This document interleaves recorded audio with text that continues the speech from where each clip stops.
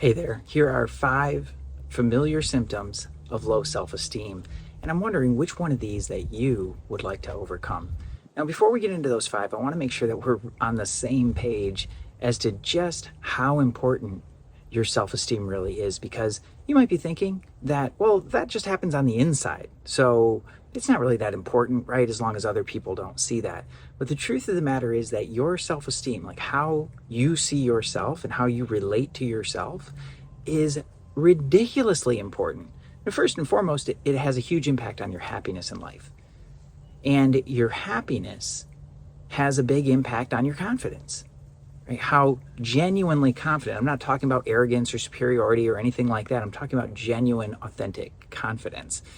And then your confidence is like a superpower. So that will definitely determine how much success you have in your life.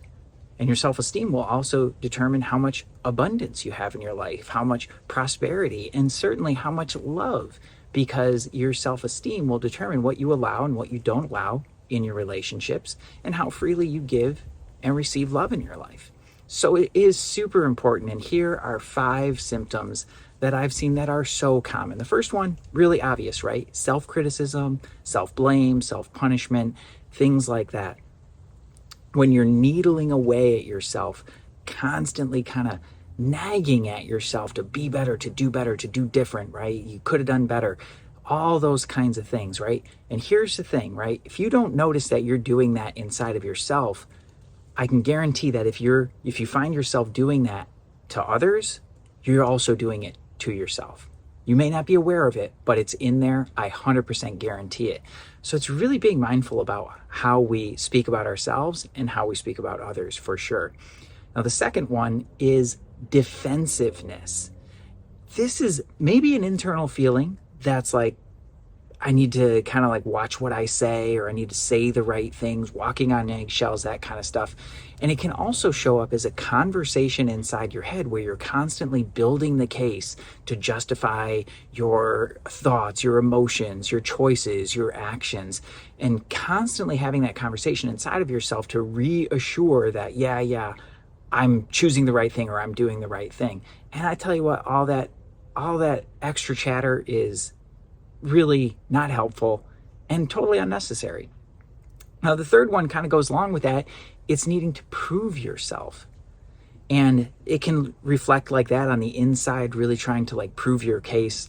But externally, this can also show up a lot of times as overbearing, right? Or over aggressive, that overcompensation for a lack of self-confidence or lack of self-esteem, really trying to overcompensate for that, right? Showing up with that big aggressive energy so that, other people don't feel safe either attacking you or criticizing you, or they just kind of get on board and don't question it, right? So it's not a sign of genuine self-confidence or genuine healthy self-esteem. Now, the fourth one, needlessly apologizing. I've seen so many people that fall into this, just apologizing for no reason whatsoever, right?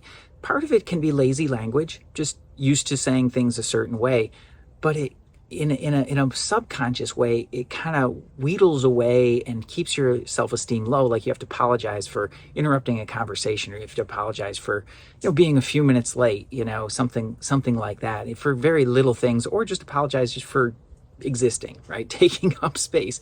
You don't need to apologize for that. You're a human being. You have a right to exist.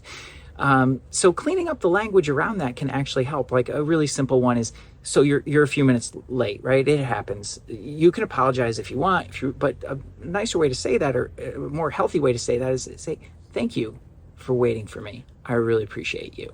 Right? People hear that in a different way. You project that in a different way, and it helps to clean up that conversation inside of yourself. Now, the last one here is talking yourself out of your dreams and goals. So I know that every single person has a dream inside of themselves. They have goals that are really important, but they have a lot of trouble owning those things because there's a voice inside that says, well, maybe you're not worthy. You don't deserve that. You could never do it anyway. You're an imposter. You don't know what you're doing. You're not capable. A whole litany of things can come in. And what that does, even if it's not like super clear in your thoughts or in the conversation that's happening in your head, what that does is it causes you to negotiate yourself down from what you really want into something that you think that you can have or believe that you are worthy of having. And that's fine, but it's not what you really want. It's fine, but it's not extraordinary, right? It's not that deepest desire inside of yourself. And it is a sure way to wind up with that lack of fulfillment and just not really feeling great about yourself. And it's rooted in that lower self-esteem.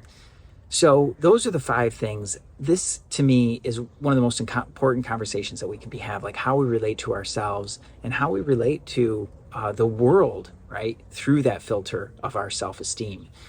My name's Nick. I'm the Mystic Next Door. You can join me over in my Facebook group, The Self-Love Life. It's a great place to continue this conversation, or heck, you can just chime in below. These are certainly not the only 5 symptoms of low self-esteem. Maybe you've got one of your own to share or one that you've seen a lot. Either way, I really would love to see this conversation continue. So go ahead and comment, hit up the Facebook group, and we'll see you in the next video. Peace.